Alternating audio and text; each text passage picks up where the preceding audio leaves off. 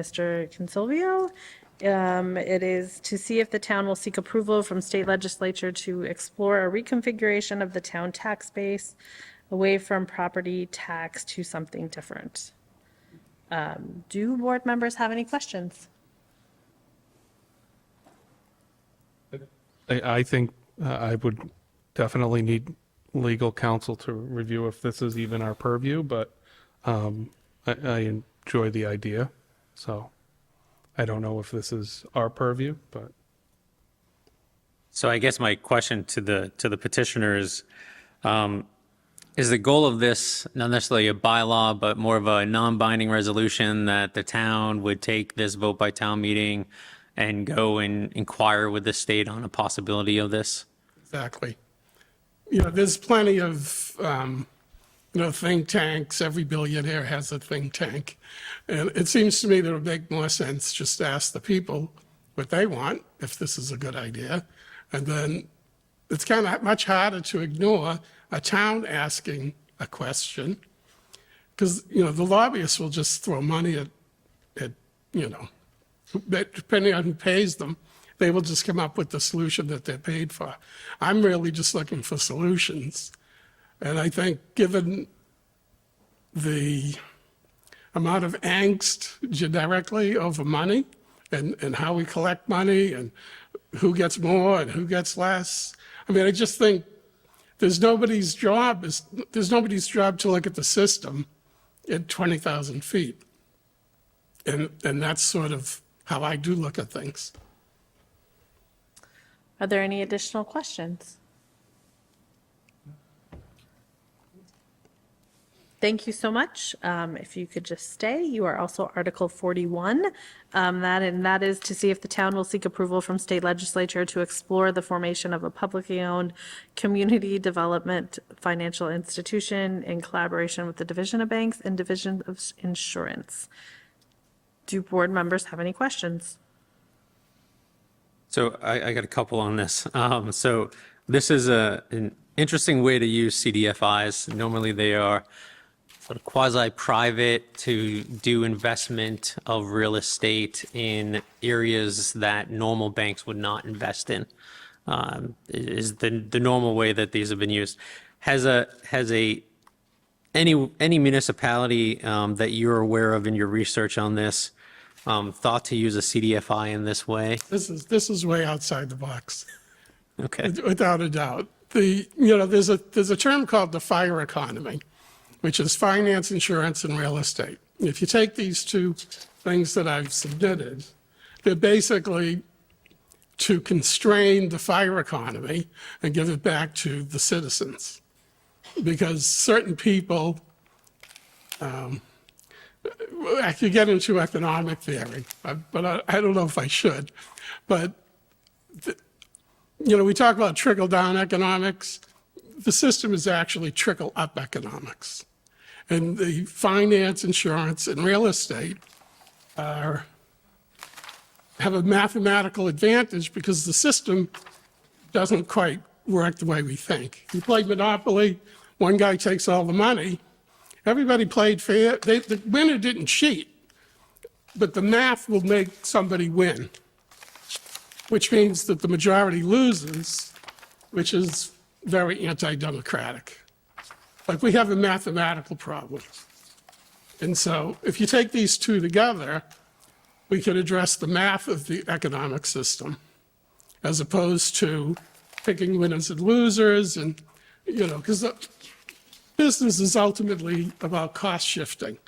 We shift the burden to the government shifts it to the businesses shift it to the workers, and all we're doing is chasing each other in a circle. So how do you slow down the circle? Or how do you make the circle so that, one guy doesn't win all the money? That's really what I'm trying to get to. And so you have to change, you got to change the rules at the right spot so that the ripple effect and the cascade is slower. Because even though Kennedy said a rising tide lifts all ships, and actually, what actually happens, and we know from 250 years of history, is that growth is actually pulling us apart. And so to get us back together, we have to write down different numbers.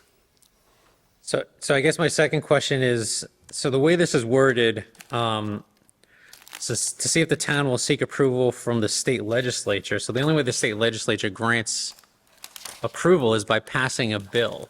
So are you asking for a home rule legislation that would allow the town of Auburn to explore the creation of a CDFI, and then that would presumably have to go through the state legislature, signed by the governor? Is that what you're asking for? Well, let me put it this way. So there's I think it's called the Division of Local Services that helps the towns do different things. So I was at a finance committee conference, and one of the employees, was there, and he was talking about how this was back when they were going to cut $1 million from Chapter 70, and that they came up with, we would let you raise the meals tax 1%. And this was their solution for the budget shortfall that they were basically dumping on all of the towns. Turns out we both went to the same school. And I said, you're not looking at the big picture. Like, the big picture is we're all one family. That's what Commonwealth means. So we shouldn't be favoring certain industries over other industries. A lot of what Bob had talked about earlier, interpreting laws is fraught with all kinds of problems. But the goal is ultimately still to be a Commonwealth where we're all equal, we're all thriving, there's no hunger, there's no seniors that are worried about losing their houses. Like, all of this stuff that we take as normal today is not actually normal. But it's grown up over the years in many ways because of the Civil War, and you just go back in history. We've always had a huge amount of social injustice in this country between rich and poor. Native tribes get screwed. I mean, it's not, none of this is a secret, right? We have reduced it considerably. We don't have child labor. We don't have indentured servitude, but we still have a huge problem, with people burning down Tesla dealerships or attacking the Capitol. I mean, we're still a tinderbox of animosity. And it ultimately comes back down to money. So the question becomes, how do you take a 250-year-old system and fix it? And this is the best I can come up with without being the king. So I think this is reason. We're buying insurance. We are, it's just about, selling it differently and using the money differently. We're a town of 15,000 people. We should be able to take care of ourselves. We shouldn't have to rely on the state. We shouldn't be relying on the feds. We should be able to do this because the money is circulating within us. It's certainly within the state. If we're hiring a consultant, it's not like he's coming from Mars. He's coming from Massachusetts. Like, we're all just trading with each other. And so, but you're right, to go back to your original question, it's not so much to write a bylaw or to, sort of change the system. It's really about starting the process. This is what I'm trying to do here is obviously this is going to take years. But if 15,000 or the 120 people speaking for 15,000 say this is a much better direction than, firing half the government and, having tariffs or nickel and diming a 1% rate on the meals tax. I mean, we got to do something substantial to fix a big problem. So this is sort of a temperature. Do you want change, or do you want to just keep repeating the same things that we're stuck in? But it is an unusual question. I couldn't figure out any other way to ask it. But when I did the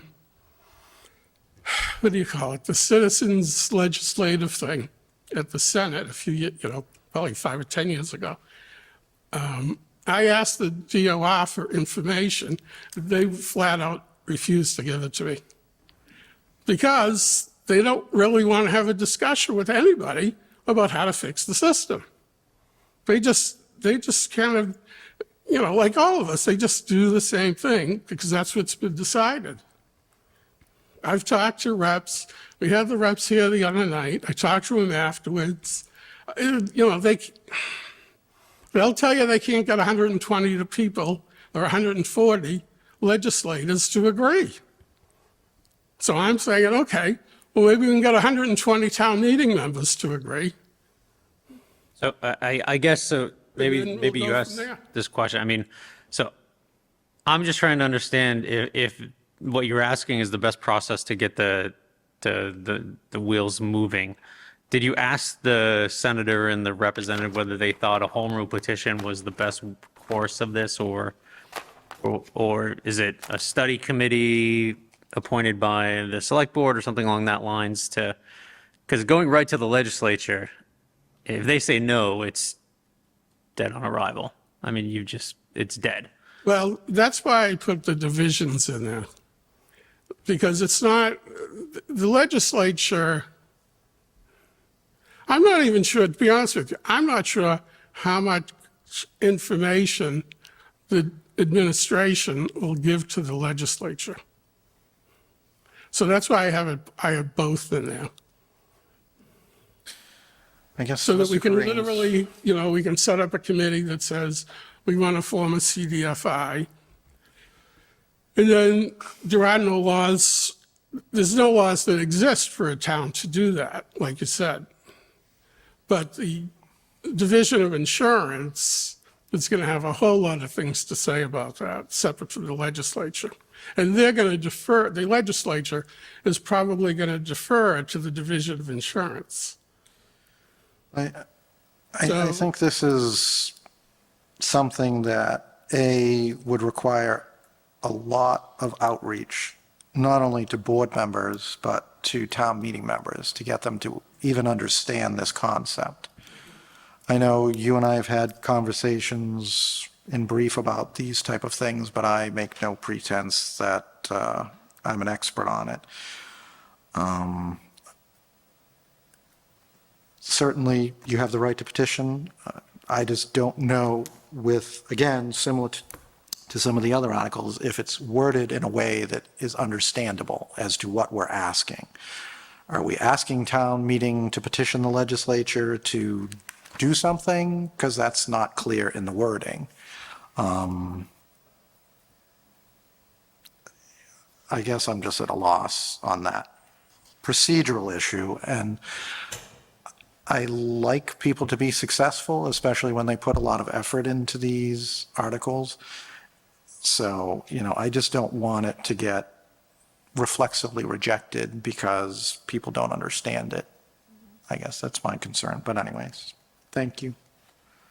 Can I ask to town manager, when you do the warrant review for town meeting members, will you allow citizens, petitions, individuals to come in and explain their petition? Or do we only do town items? Through the chair for the pre-town meeting? Yes. Yes, they'll be invited as well. Wonderful. Yes. Thank you so much. Do board members have any additional questions? Thank you. Thank you so much. We are moving along to Article 42, that is the comprehensive independent audit of the town of